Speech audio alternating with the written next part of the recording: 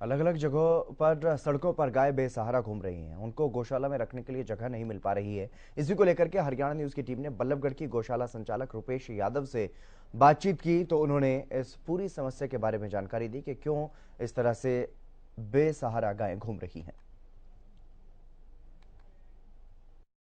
गायों की अधिक क्षमता होने से गौशाला में जो बेसहारा घूम रही है सड़कों पर गाय, उनको शरण नहीं मिल पा रही है। तो इस समय हम बल्लभगढ़ की गौशाला में मौजूद हैं।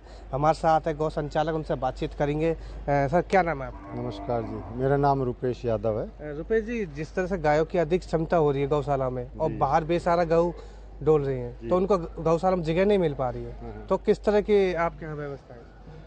नहीं, अब गौशाला में तो क्या, ये अभी हमारी जो क्षमता गौशाला में गाय रखने की वो लगभग 250 की है और अभी 600 प्लस हमारे पास गौवंश है।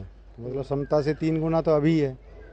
और अगर आप कितनी भी अच्छी चारे की व्यवस्था कर लो, ये सही से अगर बैठ नहीं पाती हैं और नीचे सफाई नहीं हो पाती है अधिक संख्या की वजह से, तो फिर वो सारी सेवा जो है ख़राब हो जाती है, जीव परेशान होता है, गायों को दिक्कत होती है।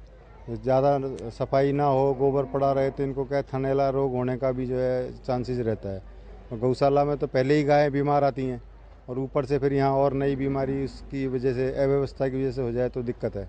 तो चारे की व्यवस्था करें, वो बात करें यार, उनकी इलाजों की बात करें, कितनी दिक्कतें आती हैं? तो चारे की व्यवस्था के लिए है जी, अब जो हमें सरकार से, हरियाणा सरकार का जो है वो तो जितनी हमारी क्षमता से अधिक होने के बाद भी वो जो मदद कर सकते हैं अपनी, वो तो करते हैं। लेकिन अब नगर निगम से जो हमें सहयोग मिलता है वो आज भी जो है 5 साल पहले जो शुरू हुआ था 250 गायों के लिए, आज भी वही सहयोग मिल रहा है। जबकि चारे का जो रेट जो है 2-3 गुना हो गया, गोवंश हमारा 3 गुना हो गया, तो दिक्कतें तो आती हैं। ये तो जन सहयोग है जो थोड़ा मदद कर देता है, लेकिन फिर भी हम जो व्यवस्था करना चाहते हैं वो नहीं कर पाते। तो आपने कभी मंत्री से मिले या कोई नगर निगम उससे मिले कि जिस तरह के गौशाला की जगह आपको दी जाए?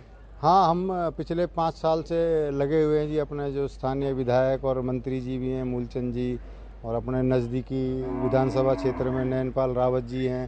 तो इन सभी से जो है सहमति से जो है हमने लेटर भी इनको लिख के दिया था और इन्होंने भी रिकमेंड करके आगे भेजा था।